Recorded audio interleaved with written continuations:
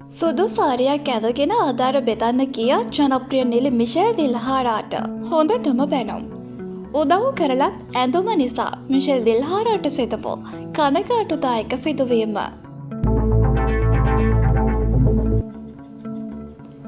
ලංකාවට ඇති වූ අපඩා තත්ත්වය හේතුවෙන් ලංකාවේ බොහෝ පිරිස් සමාජ මධ්‍ය ක්‍රියාකරුවන් මෙන්ම කලාකරුවන්ද අසරණ වූ ජනතාව වෙනුවෙන් ඔවුන් සිටින ස්ථානවලට ගොස් ආධාර බෙදා දෙමින් සිටිනවා.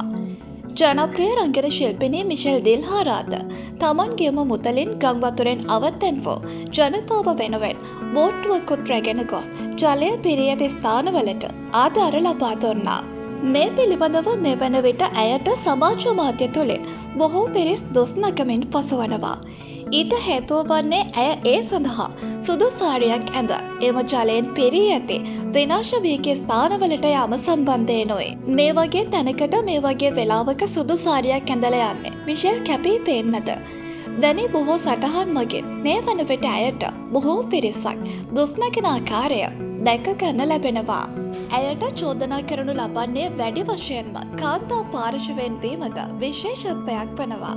ඇයට කරනු ලබන චෝදනාව පිළිබඳව ජනප්‍රිය රංගන ශිල්පිනියක් පවසන්නේ මෙවන් කතාවක්.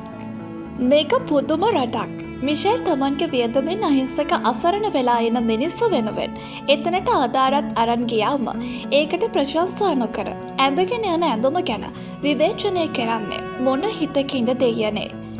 මේ වගේ මඩ තියෙන වතුර පිරුණු තැන්වලට සුදු සාරි අඳිනවද? මොලයක් නැත්ද? කැපී පේනද හදන්නේ? ඒ වගේ එක කතා. මිෂෙල් මොන ඇඳුම ඇඳගෙන ගියත් ඒ ගියේ මිනිස්සු වෙනුවෙන්. මොනවද මේ ඇඳුමක් අල්ලගෙන කරන දේවල්? ඔය කියවන ගෑනු මිනිස්සු අඩු ගානේ එක බත් පාර්සලයක් දුන්න මිනිස්සුද?